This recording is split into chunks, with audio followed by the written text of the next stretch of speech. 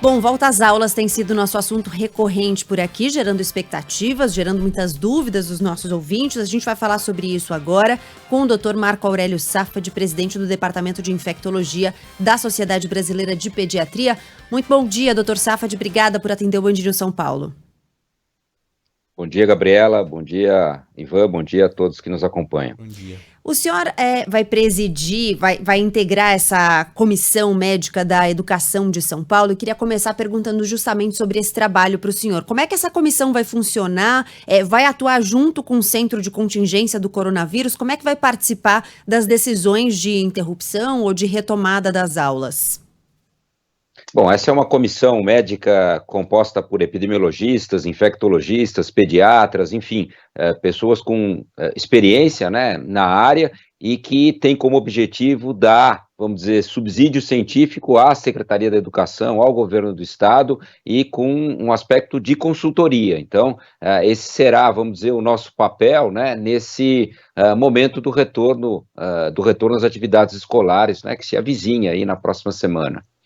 Doutor, tem uma dúvida que é recorrente, né? Sempre quando a gente traz esse assunto aqui para a pauta, você tem pais que estão com muito medo de mandarem os alunos, os filhos para a escola, e pais que estão com muita vontade de que os filhos voltem a estudar, né? Do ponto de vista da ciência, o que é possível fazer e se é a melhor saída, qual seria a melhor decisão nesse momento da pandemia para os alunos, né?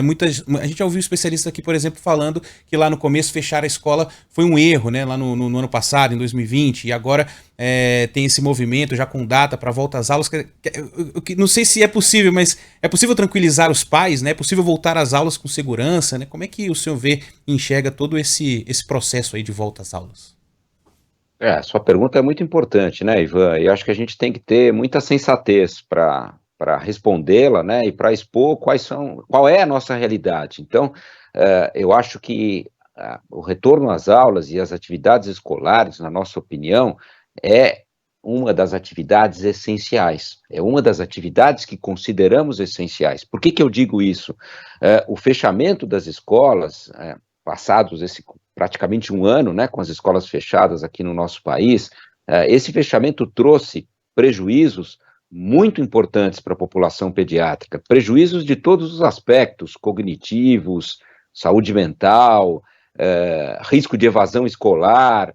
Lembrar que essas plataformas virtuais de ensino não são plataformas que fazem parte da realidade da maioria dos nossos lares, né, onde muitos não têm esse acesso e não têm a possibilidade de ter um adulto ao lado da criança para que acompanhe a criança nesse aprendizado. Aumentou o risco de violência dentro do lar, abuso, etc. Então, se tem algo inquestionável, é o prejuízo que a interrupção das aulas trouxe. Num outro aspecto, a gente tomou essa decisão lá atrás, e muitos governos assim o fizeram, entendendo que fechamento das escolas traria um impacto positivo no que diz respeito a diminuir a transmissão do vírus na comunidade e ter um impacto positivo em relação à transmissão. Supunhamos que para esse vírus houvesse um comportamento parecido com o que a gente tem com influenza ou com outros vírus respiratórios, onde crianças desempenham um papel muito importante na transmissão. E à luz das evidências atuais, o que nós acumulamos de conhecimento nos mostra, primeiro, que, de forma geral, a Covid-19 nas crianças tem um comportamento muito menos importante do que nos adultos, se infectam menos, né? Tem substancialmente menos risco de formas graves, né? Claro, não estou querendo dizer aqui que não haja o risco de formas graves, elas ocorrem em crianças, mas são muito raras essas ocorrências, e elas transmitem de forma menos relevante, particularmente aquelas abaixo de 10 anos de idade, quando comparadas com outros grupos etários. Então, vamos dizer, essas são aprendizados que tivemos durante a pandemia.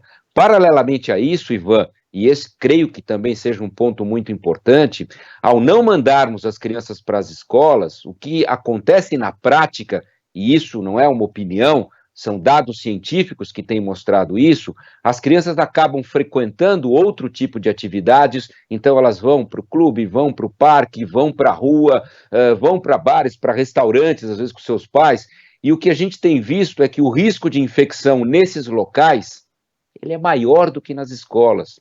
Então, em locais onde as escolas foram reabertas, experiências de outros países, o que eles compartilharam com a gente é que quando ocorriam casos de infecção por Covid-19 nas crianças, e eles rastreavam aonde essas infecções tinham ocorrido, elas ocorriam com mais frequência fora do ambiente escolar do que dentro do ambiente escolar.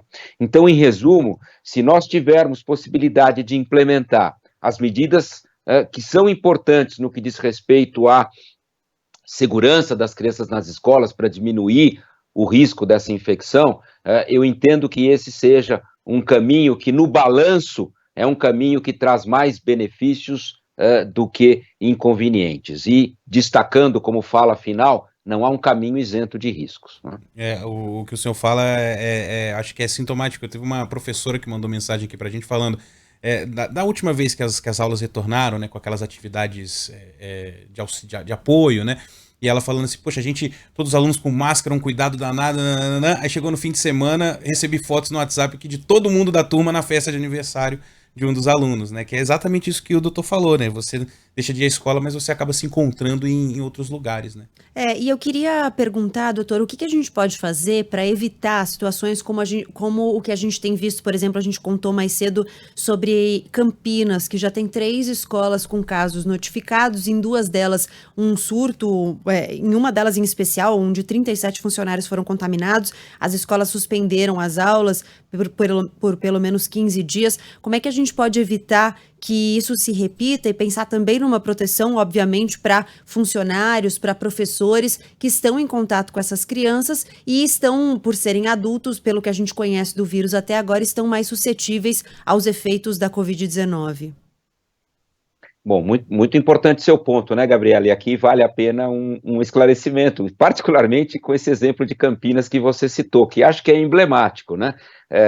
Claro que a gente vai ter a ocorrência de casos, né? É inexorável que isso ocorra, a gente sabe que, mesmo tomando todos os cuidados, eles podem eventualmente acontecer, mas particularmente esse caso de Campinas, né, é emblemático porque a vigilância epidemiológica, que é muito atenta lá de Campinas e muito eficiente, investigou esse surto, né, e a conclusão que eles chegaram, eu fui informado hoje de manhã disso, né, talvez isso não tenha ainda chegado a todos, é que, na realidade, o surto que ocorreu numa dessas escolas, ele ocorreu fora do ambiente escolar, numa reunião onde estavam basicamente o staff, etc., desprovido das medidas que a gente tem recomendado, então não estavam usando máscaras, etc., e, vamos dizer, a origem desses casos, ela não foi dentro do retorno das atividades escolares, e sim numa reunião,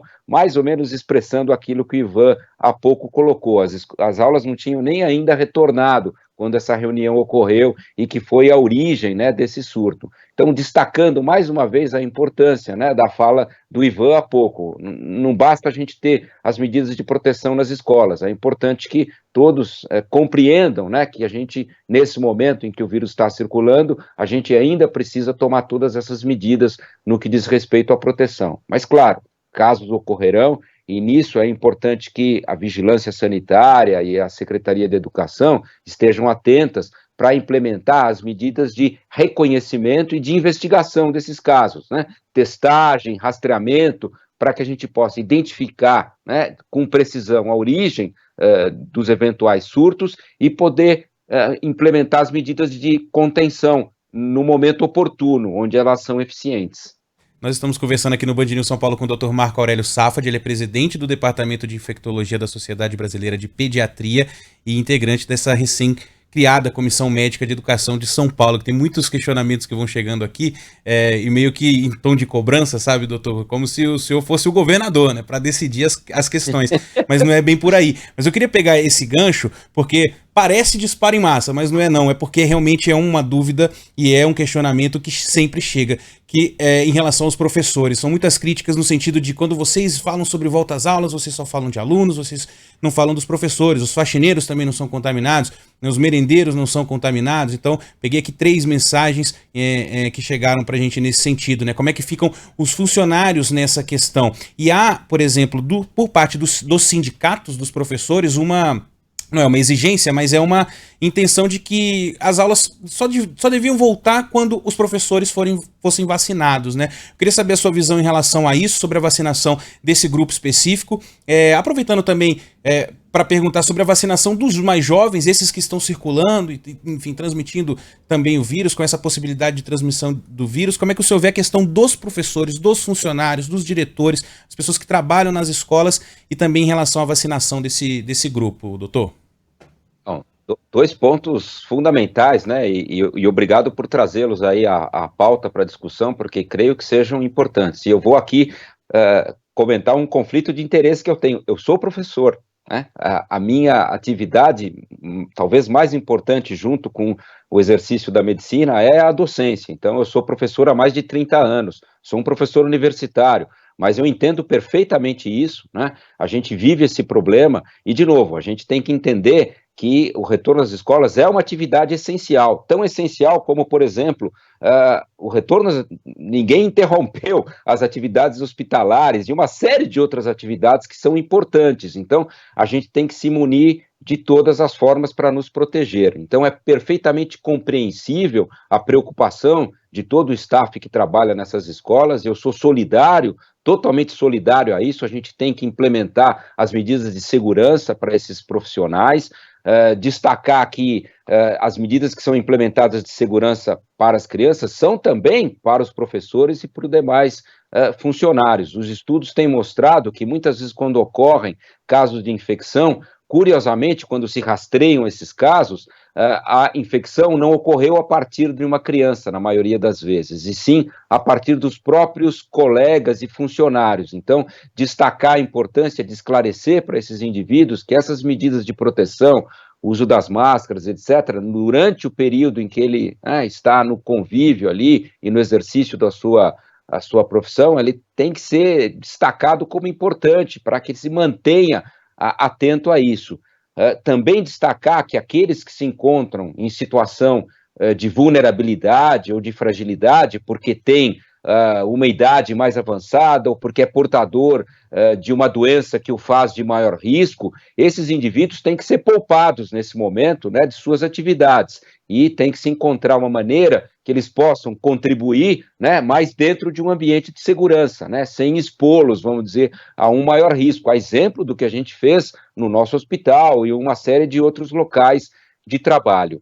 E o segundo ponto da tua pergunta, né, que esse também acho crucial, que diz respeito à vacinação, a gente não pode compreender a vacinação como algo que seja necessário para o retorno de qualquer profissional que seja às suas atividades, e não creio que seja diferente aqui com nós professores. Então, as vacinas são muito importantes, elas não são 100% efetivas, então não quer dizer que elas vão impedir o indivíduo de ter a doença, mas os dados preliminares são muito auspiciosos, elas têm mostrado resultados muito importantes, tanto nos estudos clínicos como no mundo real, né? Os primeiros resultados que vêm de países que felizmente já conseguiram vacinar a proporção importante da população, têm mostrado que elas estão sim diminuindo hospitalizações, estão sim diminuindo as mortes e esvaziando, ou pelo menos diminuindo a sobrecarga dos serviços de saúde.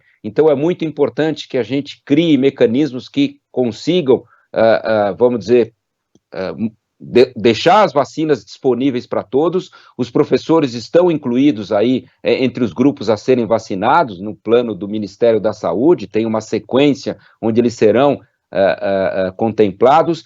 E em relação às crianças, né, que foi uma das suas perguntas, elas não farão parte, num primeiro momento, dos programas de vacinação. Não há estudos suficientes ainda, Ivan, que permitam que a gente vacine as crianças, mas eu sou um defensor contumaz aí das vacinas e entendo que a gente tem que, de maneira imperativa, acelerar os estudos com as vacinas em crianças, para que a gente possa também ampliar esses programas de vacinação num espaço de tempo para a nossa população de crianças, não só para as crianças que têm uma condição de risco, onde isso seria muito importante, mas também para as crianças de uma forma geral, assim como para os mais jovens, como foi a sua pergunta. Então, esses estudos já estão em andamento, a gente já iniciou os estudos em crianças e a gente torce para que em breve a gente tenha resultados aí para serem compartilhados e que garantam, né, que a gente possa ampliar os programas de vacinação também para a população pediátrica. O entendimento, quando a gente fala, né, de que a vacinação é um pacto coletivo, ela vai vindo na sensação também de que você vacina um grupo e você acaba protegendo mais os grupos que estão ali no entorno. E aí quero entrar um pouco nesse assunto, porque a gente até vai falar mais disso no Band News São Paulo de hoje, o início da vacinação dos idosos, começando no estado de São Paulo.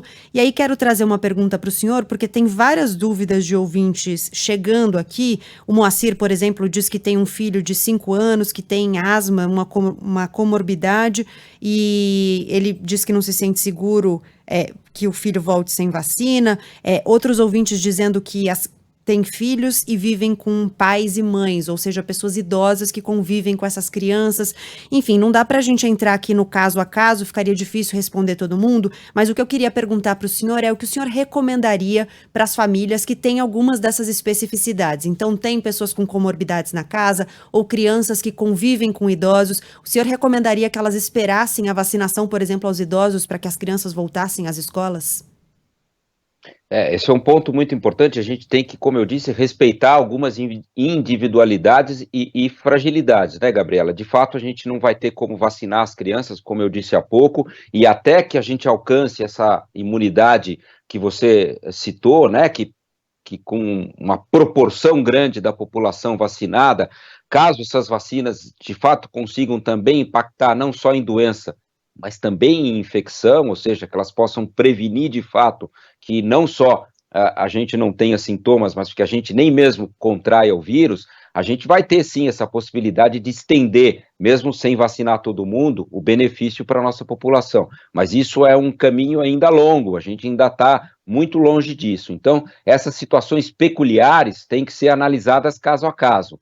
Então, eu digo sempre, a minha família tem lá um idoso que mora com a gente, então eu não vou mandar a criança para a escola. Ok, se você não se sentir seguro em relação a isso, mas é importante também compreender que isso vale desde que você vá manter essa criança dentro de condições de segurança, não vá levá-la para a rua, para as atividades fora de casa, desde que você também não esteja alvo de risco, porque você também volta para casa e pode transmitir o vírus. Então, essas situações individuais têm que ser analisadas e nós temos que respeitar essas pessoas que não se sentem ainda seguras para isso. Então, aqueles que assim se sentirem, né, que não tem essa segurança, eu acho que a gente tem que implementar nessas escolas uma possibilidade de que haja uma plataforma que alcance essas pessoas que ainda não se sentem, por alguma razão, né, convencidas de que podem mandar os seus filhos à escola, e eu acho que o que a gente vai viver daqui para frente vai mostrar qual é o melhor caminho para a nossa população.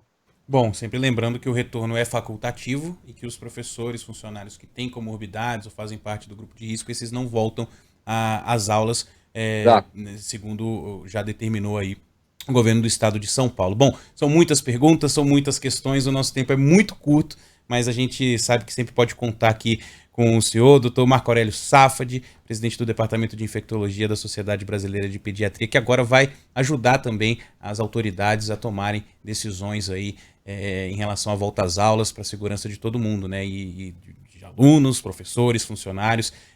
Como ele falou, tudo tem o pró e o contra, não existe riscos, não existe esse risco zero, né? Todas as decisões têm risco, mas é necessário continuar estudando e acompanhando, por isso a gente conta sempre com o senhor por aqui, viu, doutor Safadi? Muito obrigado. Eu que agradeço, Ivan, e acho que a sua fala é perfeita para encerrar a nossa conversa, né? Ninguém é absolutamente dono, né, da verdade. A gente está construindo conhecimentos através da ciência com muita humildade e tentando da melhor forma contribuir para que a gente tenha um resultado que seja, vamos dizer, o melhor resultado para toda a nossa população. E esse é o único objetivo e o objetivo principal aí dessa nossa consultoria e desse nosso trabalho. É isso, doutor. Muito boa sorte, viu? Um abraço. Um abraço. Obrigado.